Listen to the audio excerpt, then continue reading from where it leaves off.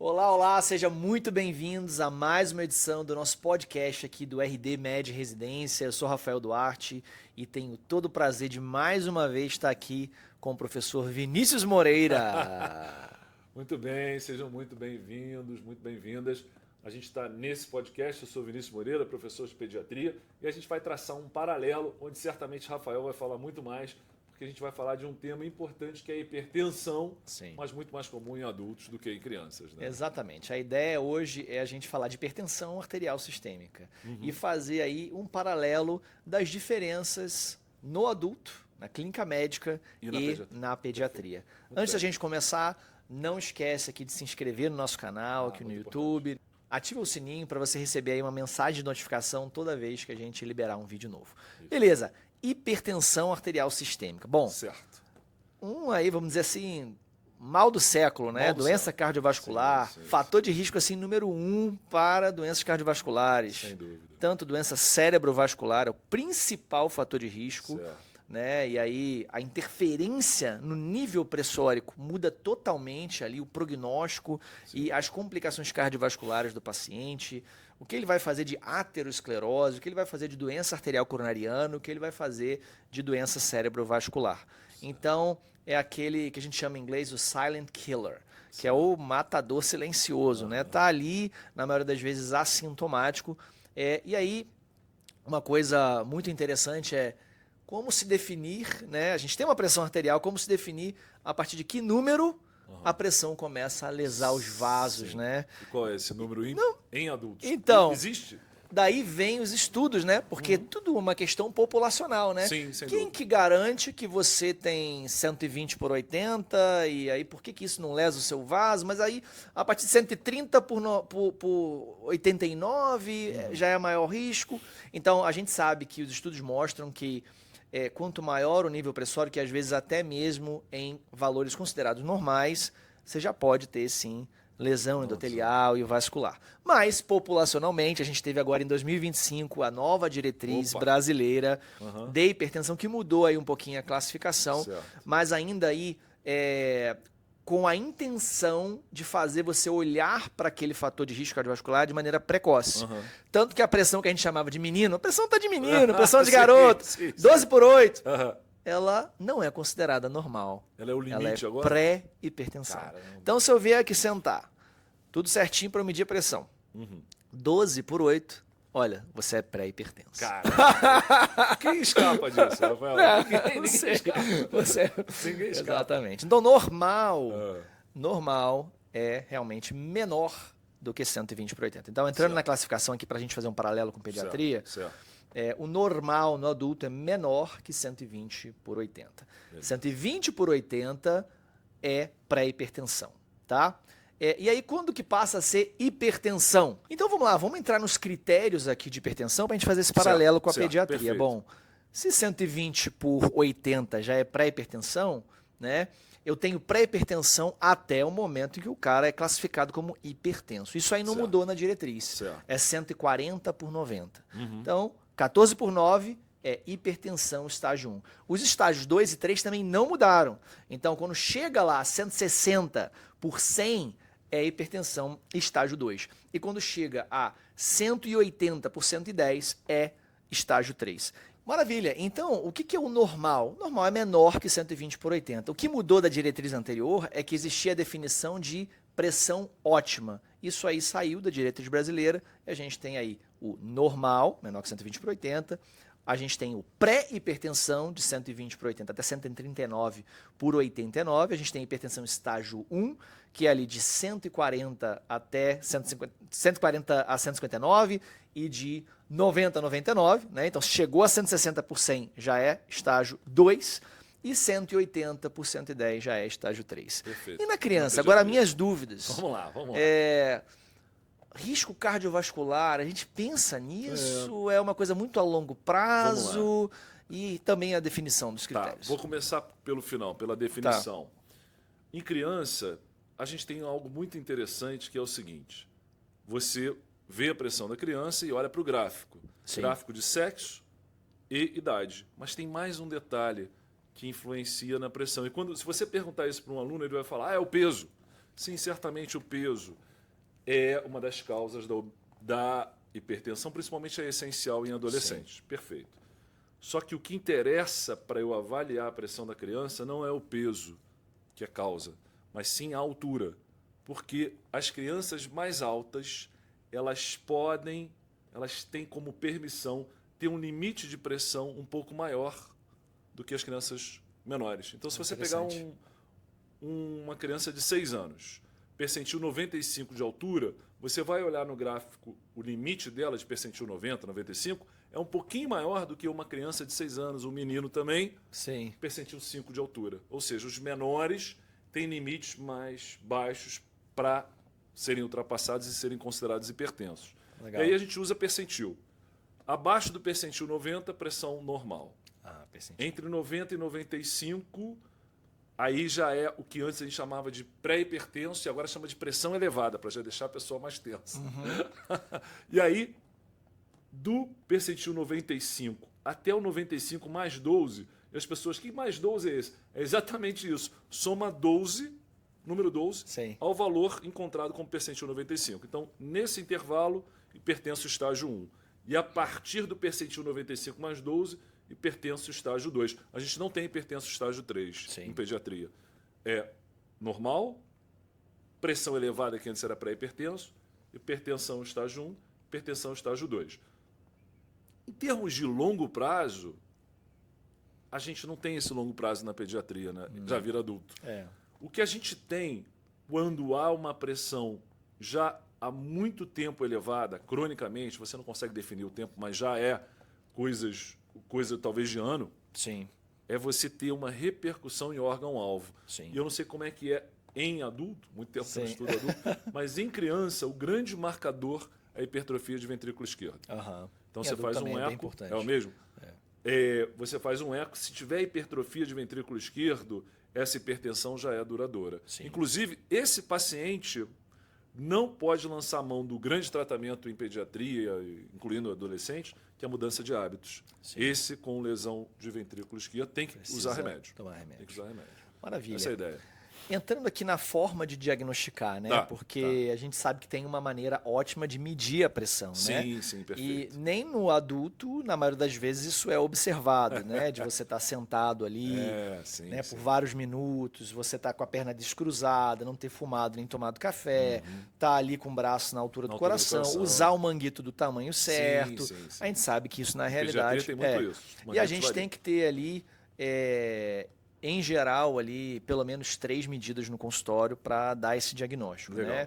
Se a pressão for muito elevada, já uma hipertensão estágio 3, aí uma medida já seria suficiente até para você começar o tratamento. Mas, em geral, você não vai fazer uma única medida, né, e definir. Como é que é na criança? Porque a criança vai ficar parada, pelo menos, para poder medir a pressão. Boa pergunta. E também tem uma questão do braço direito, né, para você, porque tem a questão da coartação. Como é que é essa questão? Isso é bobagem? Não, então vamos lá. Às vezes duas coisas interessantes. Assim, primeira é assim, um amigo meu, Luciano, o professor Luciano, ele fala assim, sabe uma lenda, por que criança não tem hipertensão? Já contei isso, né? Porque ninguém mede. Ninguém mede, Tem que medir, né? Mas, pela dificuldade técnica, imagina você ver a pressão de um lactente de 9 meses chorando no consultório. Cara, fica quieto, não compreende. O tamanho do manguito também, né? Tem que ser certinho. Tem que ser certinho. E aí, o que a sociedade definiu? Inclusive está dentro das diretrizes brasileiras também, e a Sociedade Brasileira de Pediatria encampou. Criança abaixo de 3 anos, você não precisa estar liberado de ver a pressão. Não precisa ver. A não ser que ela tenha, por exemplo, uma má formação renal. Sim. E aí ela tem tendência de ser hipertensa. Sim. Não havendo isso, você não precisa checar a pressão de criança com menos de 3 anos. A partir de 3 anos, é obrigatório. Sim. Pelo menos uma vez por ano. E na primeira vez que você for ver a pressão da criança, é obrigatório ver em membro inferior. Sim. Para afastar a coartação. Entendi. Onde você teria a pressão mais alta nos membros superiores. Sim. E uma pressão baixa nos inferiores, quando o padrão é a pressão sistólica ser levemente maior, até 10 milímetros de mercúrio, no membro inferior comparado com o superior. Então, basicamente, na pediatria é assim que a gente vê no dia a dia. Mas as pessoas acabam relaxando e não olhando nunca a pressão. Tem que olhar. Verdade. Né? Tem que olhar e isso, de certa forma, até um pouco triste, porque indo para outro diagnóstico, já não foi nenhuma nem duas. Algumas vezes a gente internou pacientes com diagnóstico de pneumonia na enfermaria, vindo de outros setores, vindo para o Pedro Ernesto, né, que sim. Hospital terciário, né, às vezes até quaternário, referência. A gente recebendo criança com história de pneumonia, a criança chega dispneica, no oxigênio, só que você repara que a criança está edemaciada. Sim. Aí você vai ver a pressão lá em cima, hipertensão grave. Sim. E hematúria, ou seja, é uma GNDA. Uau. Que o pessoal confunde com pneumonia, porque realmente tem um quadro respiratório de edema agudo. Hipervolêmico, porque não viram a pressão. Então, Uau. assim, ver a pressão é fundamental. Parte do exame físico da criança. Faz, né, parte do exame físico. A né? criança não, a criança não medir a pressão, dá muito trabalho. Mas, de fato, a média é que as crianças não fiquem hipertensas. E Sim. quando eu tenho uma criança hipertensa, criança que eu falo, tirando os adolescentes... Esse é o ponto que eu ia puxar agora. Isso, tirando os adolescentes, é muito difícil a criança ser hipertensa. Se ela tem uma doença de base. 90% das vezes, doença renal. Doença renal. É isso que eu ia falar, né? A hipertensão secundária no adulto é 5, 10% dos casos, né? Ao contrário da criança. Eu medi aqui a pressão no adulto, eu vou achar que é primária, essencial, obviamente. Sim. Se eu tiver dados, por exemplo, como outras manifestações sindrômicas, de síndrome de Cushing, se eu tiver aí hipercalemia, né? Hiperaldosteronismo, hipocalemia. Se eu tiver aí hipocalemia, né, no hiperaldosteronismo, você tem muita reabsorção de sódio, secreta muito potássio, né? Ou se eu tenho aí disfunção renal, se eu tenho doença renal crônica, né? Então eu vejo um paciente com anemia, rins pequenos no ultrassom, eu tenho ali proteinúria, eu tenho creatinina aumentada. Então, ou eu tenho um paciente com cefaleia paroxística, tremores, pensar em feocromostoma. Então tem todas essas causas aí, ou medicações, que é uma causa muitas vezes esquecida de hipertensão secundária no adulto, né? Então, às vezes, um simples uso de anticoncepcional, anti-inflamatórios não esteroidais, né? Corticoides, remédio para emagrecer, né? Então, que aumentam o tônus adrenérgico. Então, assim, ou uso de drogas também, sempre pensar isso, cocaína, né? E tudo mais. Então, realmente, no adulto, você vai ter que ver algo, ter um sopro abdominal clássico na prova, ou então você começou a inibir o sistema renina-angiotensina-aldosterona com, por exemplo, um IECA ou um bloqueador de receptor de angiotensina, e a função renal piorou muito, mais do que o esperado. Então você pode pensar em estenose bilateral de artérias renais, né? Ali que na maioria das vezes no paciente mais velho é uma estenose aterosclerótica, na paciente mais jovem é angiodisplasia, né? Que você vê aquele cordãozinho ali numa angiografia de uma mulher geralmente jovem, tá? Então você tem vários dados aí que vai apontar para a secundária, mas é uma exceção. A prova gosta disso, você tem que saber quando pensar em secundária. Inclusive a gente pode até abordar aqui, por exemplo, é o paciente que tem hipertensão antes dos 30, ou depois dos 55 anos. É o paciente que vinha com a pressão controlada, mas agora não controla mais, né? Desde que ele esteja aderente à medicação, tomando doses otimizadas e esteja realmente aderente, né? É o paciente que tem esses dados sindrômicos ou até eletrolíticos, como, por exemplo, hipocalemia, disfunção renal, tudo isso, você vai pensar. Agora, e na criança? Você mede ali... Olha que interessante, você está falando sobre isso da hipertensão secundária, eu não sei se não é uma curiosidade minha. No adulto, por exemplo, na criança, a gente tem a hipertensão secundária na criança pequena, que geralmente tem doença renal, e essa pressão é muito alta. No adolescente que tem hipertensão essencial, ele ultrapassa um pouco o limite, não é muita coisa. No adulto também funciona assim, ou seja, o que tem hipertensão essencial não tem uma hipertensão tão grave, e o que tem secundária hipertensão é mais grave ou não? Não funciona assim? Funciona e não funciona, mas assim, por que funciona? Por que esse raciocínio ele não é errado?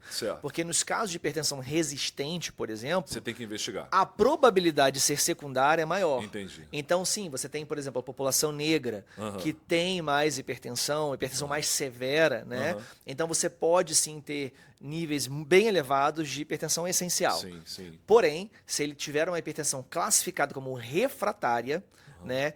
A chance, a porcentagem dele ter hipertensão secundária é maior, e você tem, sim, de maneira mandatória, investigar. O que é uma hipertensão refratária? É o cara que está com 3 medicações, em dose otimizada, incluindo um diurético tiazídico, e ele continua hipertenso acima da meta.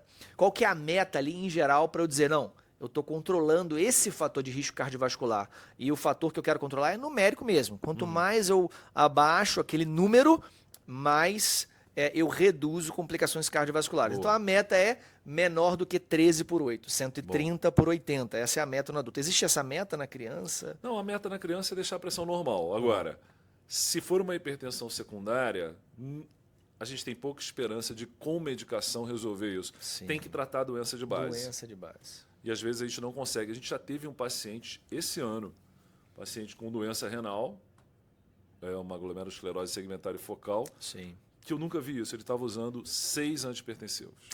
Caramba. Ou seja, primária, né? Obviamente. secundária a doença renal, né? Mas Não, mas a doença renal, glomerulosclerose era sim, primária. sim, sem causa definida.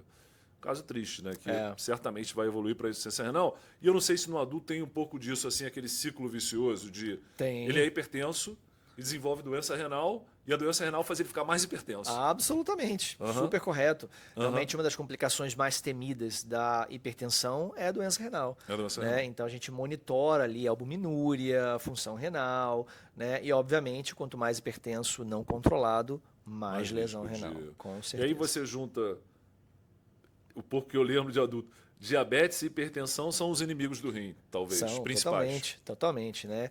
No Brasil, a principal causa de diálise é o diabetes, né?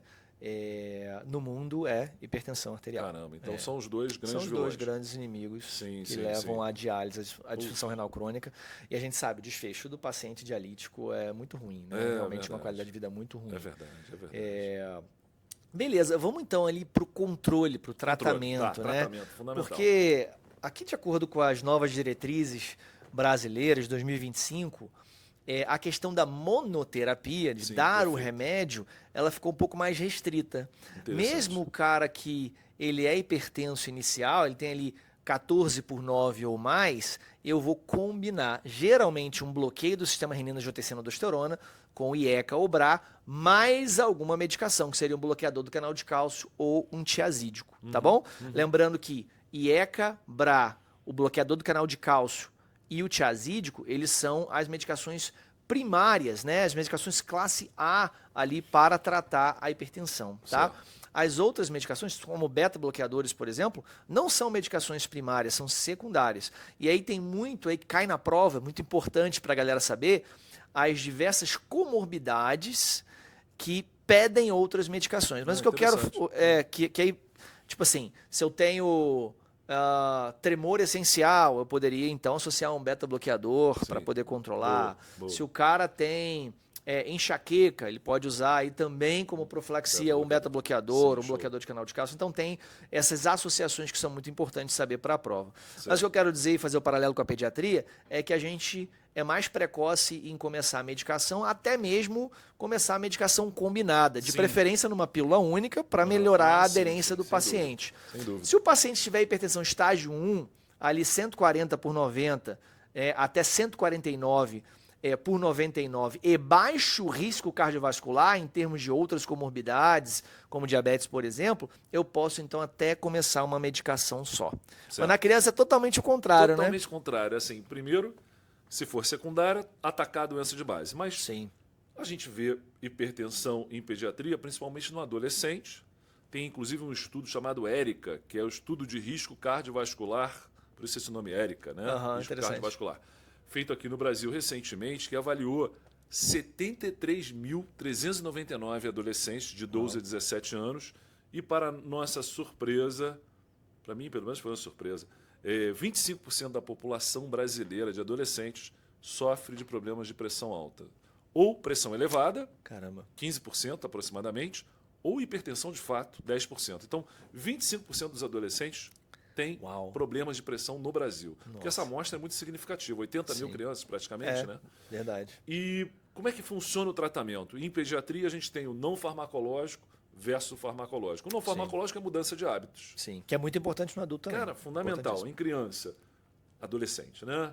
Perder peso, fazer aquela DASH, né? Não sei se em adulto também chama dessa forma. DASH. Que é a dieta, o approach, né? Para parar a hipertensão, né? Exato. Hypertension. Muito bom. Então, tem uma dieta, tem o exercício físico, né?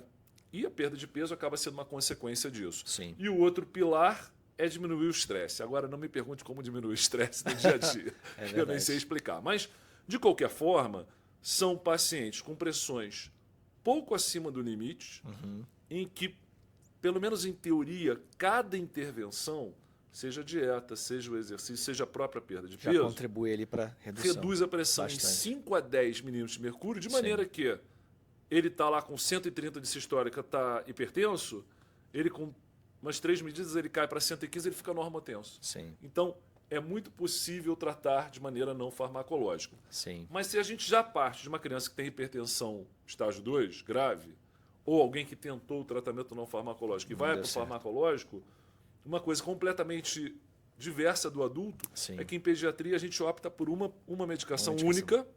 Faz sentido. E usa ela até a dose máxima, vai titulando Sim. e vendo conforme a resposta aumentando ou não a dose. Então só começa uma segunda droga se você chegou no limite da dose ou se há efeitos colaterais indesejáveis e incontroláveis. Do contrário, uma medicação só. Uma medicação só. Maravilha. Bom, a gente pensa mais em secundária quando a gente vê a criança hipertensa. Sim. Mas atualmente a obesidade infantil tem aumentado muito, né? Muito. Então, quando você fala em 25%, é mais por conta do estilo de vida, dieta ocidental Rafael, e obesidade. Muito. Esse trabalho, Érica, mostrou quando ele separou em grupos e botou os obesos, o percentual aumentou muito. Aumentou aquilo que somado era 25%, só o de hipertenso subiu mais 15%. Sim. Ou seja, a obesidade é uma epidemia, de certa forma. Sim, total. Que eu acho que mundial, né? É, mundial. E eu acho que nos Estados Unidos, por exemplo, Muito. é um fator determinante da hipertensão. E a gente também sofre desse mal aqui. E nesse grupo populacional de adolescentes hipertensos, a situação foi pior. Essa média não está considerando a obesidade isolada. Quando eles pareiam pela obesidade, a situação fica pior. Sim. Sem dúvida. No caso das mudanças de estilo de vida, são muito importantes para o adulto também, né? Certo. E a cada uma que é adotada, realmente você tem um número expressivo de redução. Muito bom. Uma das maiores é a perda de peso. É. Né? Então você tem uma queda expressiva da pressão arterial a cada 10 kg de peso perdido. Outras coisas são DASH diet mesmo, que é essa dieta rica em vegetais e frutas, né? A gente tem também... Pobre em sódio, né? Pobre em sódio, exatamente. A gente tem parar de fumar, né? O tabagismo, o alcoolismo também. Sim, E a questão da vida sedentária e da atividade física contribuindo para redução dos níveis pressóricos. É interessante que essa história da perda de peso, ela envolve exatamente exercício e dieta, né? Sim. Então, acaba que se misturam, né? As recomendações. E para finalizar, dificuldade de tratar a pressão na criança, porque você tem que tratar a família, né? Ah, sim. Não é uma questão... No caso da obesidade, por exemplo, né?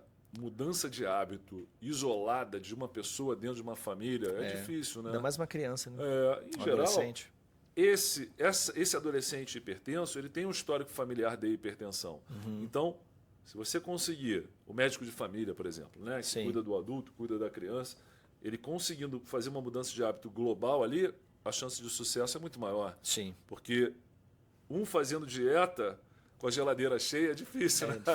É difícil. Ou cheio de chocolate em casa, né? Sim. Ou aí é um sacrifício. Mas se todo mundo muda o estilo de vida, fica mais fácil. Verdade. Sem dúvida. Maravilha. Excelente paralelo aqui entre hipertensão arterial na criança e no adulto, né? Realmente, no adulto, hipertensão é essencial. Na criança, cada vez mais aumenta a hipertensão primária, essencial, por conta da obesidade infantil, que é uma grande epidemia. Porém, viu uma criança hipertensa e tem que medir, né? E aí, de preferência, a primeira medida aí nos membros inferiores, né? Para você fugir da coarctação da aorta, que necessariamente vai causar hipertensão nos membros superiores, né? E aí você tem que pensar numa possível causa secundária, sim. Sobretudo, disparado, doença renal. Né? Que também é uma causa importantíssima no adulto, mas se você for pensar em secundária no adulto, por conta aí de hipocalemia, do paciente cushingoide, do uso de drogas ou medicações, né? Do paciente que tem hipertensão paroxística, cefaleia, tremores, esse paciente que você pensa em feocromostoma, ou do paciente que tem doença renal crônica, ou que tem doença policística renal também. Talvez Tem um leque de opções, aquele paciente que ficou hipertenso depois de 55 anos, estava controlado, agora é refratário, começou um inibidor da ECA, um bloqueador de receptor de angiotensina, a função renal piorou muito, né? Então, será que é estenose bilateral de artérias renais? Será que ele tem estenose de artéria renal em rim único, que nunca foi descoberto? Também é uma possibilidade, né? Ou paciente que está o tempo inteiro com emergência hipertensiva, o tempo inteiro na emergência com edema agudo de pulmão, cara, isso não é normal. Não. Então, você vai pensar então no adulto, mas é minoria, mas a prova vai adorar explorar isso, tá? No adulto, você vai ali fazer medidas no consultório, tem ali a pressão normal, que é menor do que 120/80, né? Depois toda a graduação de pré-hipertensão, até que chega a 14/9, a hipertensão estágio 1 e vai 16/10, estágio 2, 18/11, estágio 3. Na criança a gente vai pelo percentil e tem uma tolerância um pouco maior ali pela altura da criança. Pela altura da criança. O adulto a gente cada vez mais vai, mesmo no estágio 1, a menos que o risco cardiovascular seja muito baixo, começar com uma combinação de ECA/BRA mais o bloqueador de canal de cálcio de hidropiridínico, né? Que é aquele como a ludipina, por exemplo, nifedipina, que faz ali vasodilatação. Sim. Não é o não de hidropiridínico como de Diltiazem e o verapamil que vão agir mais no coração, não, né? Não é que você não possa usar, mas você vai usar mais os dihidropiridínicos. Então é esse bloqueador de canal de cálcio ou um tiazídico, tá? Então lembrando que você é mais precoce nessa combinação em uma pílula, né, para o adulto. Já na criança, você evita a medicação, você vai mais para mudança de estilo de vida, que também é muito importante no adulto, porém na criança é a grande terapia ali, a não ser que seja refratário. O centro do tratamento é esse. Exato. Não medicamentoso. Tratamento não medicamentoso no centro, e aí se você tem ali uma causa de base, não tem como você não atacar aquela causa de base, muitas vezes você não tem como controlar ou reverter, como uma doença renal, por exemplo, ali que seja refratária, você vai manejando ali, muitas vezes aquele paciente vai acabar evoluindo para insuficiência renal, e aí diálise, eventualmente transplante. A gente tem muito transplante em criança, não sei como é que é em adulto, mas em criança transplanta razoavelmente bastante. Maravilha. É isso. Então é isso. Espero que você tenha gostado. Recadinho final aí do professor Vinícius Moreira. Bem, acompanhe a gente nas redes, no Instagram, no YouTube, para você melhorar no seu dia a dia, passar na prova da faculdade e passar na prova de residência. Maravilha. Gente, não deixe de compartilhar esse vídeo. Se você ainda não se inscreveu no canal, essa é a hora. Marca aqui o sininho para você receber um recado a cada vídeo nosso. Espero que vocês tenham gostado. Para você ter mais discussões e aulas super didáticas com ferramentas inovadoras de estudo e um estudo personalizado, é dentro do RD Med Residência. Vejo você na próxima.